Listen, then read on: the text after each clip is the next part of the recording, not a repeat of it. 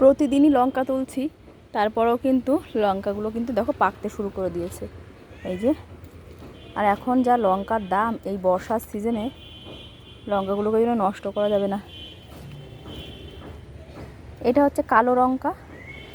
এই ভ্যারাইটির লঙ্কাটা পাকলে পরে কিন্তু এইরকম হয়ে যায়, হালকা একটা হলদে হলদে মানে সবুজ সবুজ হলদে হলদে ভাব হয়, আর পেকে গেলে কিন্তু এইরকম লাল হয়ে যায়। দেখো, তো এই লঙ্কাগুলোকে তুলে নিচ্ছি, এইগুলোরও বীজ তৈরি করব, বীজ থেকে চারা তৈরি হবে। তো মেয়েদের পরীক্ষা বলে একটু কাজকর্ম কদিন একটু বাগানে সেরকম হচ্ছে না করা আমার। দেখো কত সুন্দর। তো এই যে এই গাছটায় বেশ কিছুটা লঙ্কা আবার পাকার মতো হয়ে যাচ্ছে। তুলে না নিলে এরা পেকে গেলে না লঙ্কার সেই ফ্লেভারটা থাকে না। আর এই একটা কুঞ্জলতা গাছ কিভাবে উঠে এটাকে আটকে ধরেছে, এমনভাবে ধরেছে দেখো, সব পেকে যাচ্ছে, তোলাই হয়ে উঠছে না। আমি সেইটুকু সময় পাচ্ছি না যে গাছের মানে লঙ্কাগুলো তুলবো, এইটা হচ্ছে অবস্থা। এই সপ্তাহটা মেয়েদের এক্সাম নিয়ে ব্যস্ত থাকবো, সারা বছরই ব্যস্ততা থাকে, ওদের পড়াশোনা ওদের হোমওয়ার্ক এই করতে করতেই তো আমার দিন চলে যায়।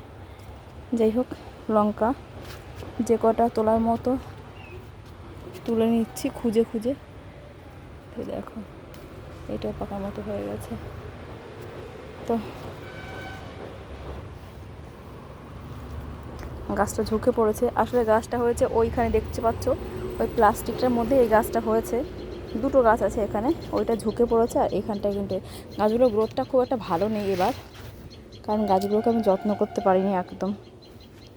তো যাই হোক, এইখানের গাছটাতেও কিন্তু এই যে ফল আসতে শুরু করেছে। এটা হচ্ছে দেখো দইয়ের ভাড়ে কিন্তু আছে, কারণ গাছগুলো আমি একদম যত্ন নিতে পারছি না একদম। মানে মেয়েদের পড়াশোনার চাপ এত বাড়ছে, আমি সত্যি কথা বলতে কিচ্ছু সেভাবে করে উঠতে পারছি না। যাকে কি করা যাবে, বাচ্চাদের জন্যই তো এত কষ্ট করি, ওদের এক্সাম ওদের পরীক্ষা। যাই হোক চলো। আর টুনটুনি কিন্তু ডাকতে শুরু করে দিয়েছে, কারণ ওর বাসা হচ্ছে এই যে, আর ওই বাসার মধ্যেই কিন্তু ও ডিম পেড়েছে। দেখাই তোমাদের একটু, টুনটুনি কিন্তু দেখো বাসাটা কিন্তু খুব একটা ভালো অবস্থায় নেই, কারণ এই পাতাটা না শুকিয়ে গেছে, এই পাতাটা শুকিয়ে এই যে, আর ও কিন্তু এখানে এসে কন্টিনিউয়াস ভাবছি যে ওর বাচ্চার কিছু একটা ক্ষতি করছি।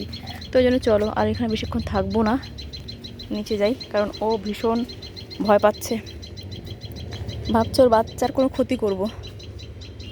দেখেছো, মা তো মায়ের মন, কেমন করে ডাকছে দেখো, সঙ্গে অন্যেরাও ওই যে সিগন্যাল দিচ্ছে বিপদ বিপদ বিপদ। তো চলো আর দেরি করা যাবে না।